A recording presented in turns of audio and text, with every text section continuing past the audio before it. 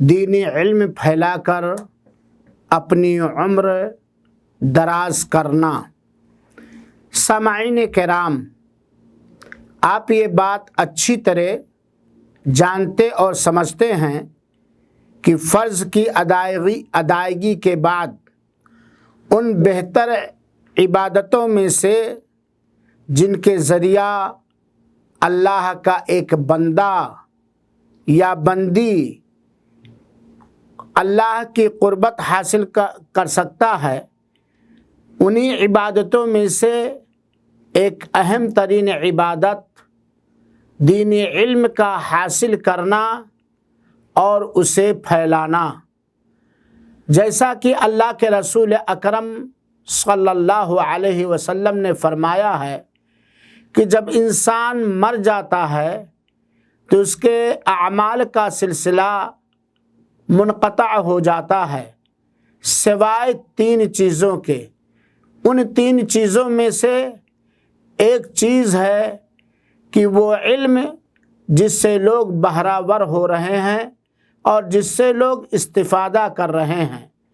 یقیناً علم دین کا سیکھنا اور اسے دوسروں تک پہنچانا یہ وہ عظیم ترین عمل ہے جس کا اجر اور ثواب مرنے کے بعد بھی جاری رہتا ہے۔ آپ ذرا سوچیں، سیدنا ابو ہریرہ رضی اللہ تعالی عنہ کی حیات طیبہ کو کہ انہوں نے لگ بھگ 5000 حدیثیں یاد کی اور پھر اسے دوسروں تک پھیلایا، اور جب بھی کوئی ان کا نام لیتا ہے تو ان کے لیے یہ دعا کرتا ہے رضی اللہ عنہ۔ 1400 سال سے زائد یہ علم دین جو ان کے ذریعے سے پھیل رہا ہے،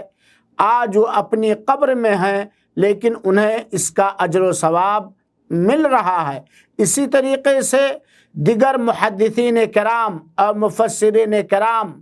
اور مخلص علماء عظام جن کو اللہ تعالی نے علم دین سیکھنے کی توفیق دی اور اسے دوسروں تک منتقل کرنے کا موقع نصیب فرمایا، وہ کتنا زیادہ اجر و ثواب حاصل کر رہے ہیں، جبکہ دنیاوی زندگی ان کی ختم ہو چکی ہے اور وہ برزخی زندگی کی حالت میں ہیں۔ لہذا میرے بھائیو ساتھیو، اگر آپ چاہتے ہیں کہ علم دین سیکھ کر اور اسے دوسروں تک پہنچا کر کے اپنی کارآمد مفید عمر بڑھائیں تو علم دین حاصل کریں اور اسے دوسروں تک پہنچائیں اور اپنے لیے صدقے جاریہ تیار کریں۔ اللہ ہم سب کو توفیق عطا فرمائے، آمین۔